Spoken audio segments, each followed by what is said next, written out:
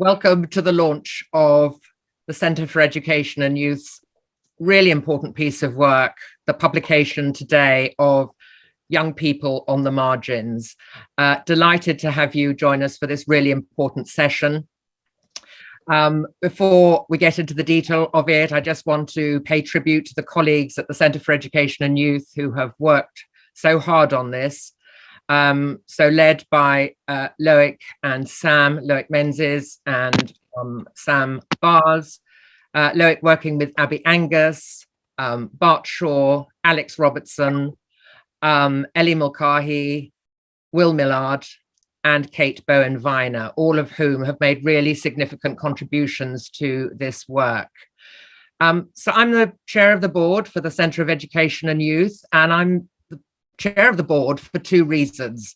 The first is the fact that the organisation focuses as a think and action tank. And I'm very interested in how ideas and moves at policy level get translated on the ground. And that seems to me to exemplify what the work of the Centre for Education and Youth does. The second reason I'm involved is because it is powered by the voices, the perspectives, and always has in mind the position of young people in society. And it's through that double lens of strategic policy work and through the lens of young people is what I believe makes it so powerful. So just a few headlines on the book. We're going to have a chance to go into more detail across the session, but the origins of the book we're pulling together over a decade's worth of the Centre for Education and Youth's research and setting out some of the key ways young people are marginalised and what can be done about it. So the CfEY's vision is that our society leaves too many young people behind, and society must be able to support all young people, including those on the margins, to make a fulfilling transition into adulthood, no matter what their story. So, colleagues, this is grim and gritty reading, but while there are problems, there are also possibilities. And the book provides concrete examples of where a shift in focus on incentives are likely to make the difference. I think whenever I'm looking at a substantive piece of work, particularly it's looking at making some paradigm shifts within any kind of sector, I'm looking for those headlines, but I'm also looking to see what I as an individual might be able to take from it. And so I think one of the important strands for this work is that we take careful account of the headline strategic pieces of work and the levers that need to be in place to shift the temperature, the climate for particularly our young people on the margins. But then also, what is the individual piece of work that each of us can do to slightly shift and reframe our own attitudes towards young people who might be marginalized. I think that I'm just going to take one quick example of where at systems and structures levels, there is the chance to really make a difference. And it's through the case studies that we get a real glimpse and insight into what is possible. Because my view is that there are many people in the sector who recognize the problems, but actually it's always someone else's problem, or it's government or the department or Ofsted or any of the big structures that do make a difference, but then neglect to say, well, what difference can I make? And so I think wherever we sit in the system, there are opportunities for us to make a difference at an individual level.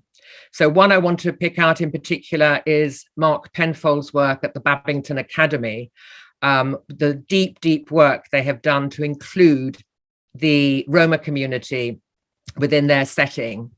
So a deep intentional piece of work that I would argue not only benefits the children who come from those communities, that honors their traditions, that respects them as a community, but that kind of work also has wider implications for children within that setting. If you're taking this deep intentional inclusion, hospitality, meeting the needs, also recognizing the gifts that come from each child and their family and communities, this is a good thing. So while we might be focusing down on one, actually that has wider implications across that setting.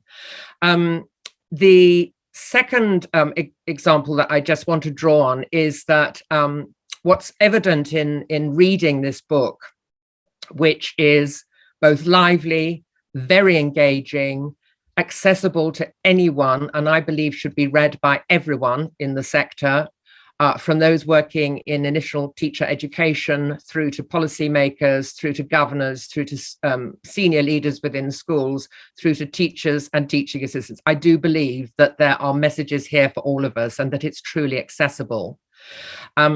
But one of the things that strikes me, that I know that I've got the possibility to make the difference, is to make sure that I'm listening. I am listening.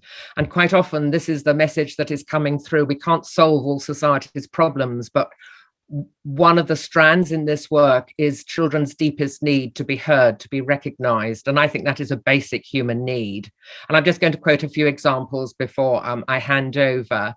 I'm taking one, Lucy, who described her experience of being diagnosed with anxiety at 15 and still coping with her with it in her 20s. She explained the need to respect that an individual can be an expert in their own mental health issues, even as a young people, and the importance of feeling that you are heard. You don't have to get it, she says. What matters is that you want to learn and you can be mindful of what you say and do. These small changes in attitude can affect someone more than you realize. So sometimes the temptation is to think, well, what difference can I make? Sometimes it's just making someone feel heard. Another quick example of the pupils who were bullied for being LGBT never told anyone about their bullying, while over half said there was no adult in school that they could talk to about being LGBT. So quite often, let's just think that just small gestures at an individual level, taking account of where we do have traction, what are the scope, what's the limits of where I can make a difference at a strategic level, but also I'm arguing at a personal level, so that we really take on board the stories, the insights of the children and the young people whose voices are given a platform in this terrific book. So I'm thinking of Francis and Emily and Ruby and Dean and Owen and Yasmin, Khadija, Jenny, James, Reese, Sula, Nathan, Grace, Josh, Cassie, Chris, Lucy, Laura, Carl, and David. And I just want to finish with Jerome. There are several others as well. Jerome said it would have made a difference if teachers actually knew that I was a young carer. Only a couple of teachers knew I was a young carer, but didn't act upon it. So I'm going to finish with these words, colleagues, that there's a fairy story that talks about, an anecdote that talks about an old man walking along the beach, and lots of starfishes have been stranded on the beach. And as he walked along, every few steps, he threw one back into the sea. And someone came up to him and said, well, what difference could this possibly make? You know, there are hundreds of thousands of these starfish. And he said, well, it made a difference to that one. It made a difference to this one. And so I urge you, colleagues, as you listen to the accounts of the experts who've drawn this work together, that we think both strategically and personally about the difference that both society and each of us as individuals can make to this important work.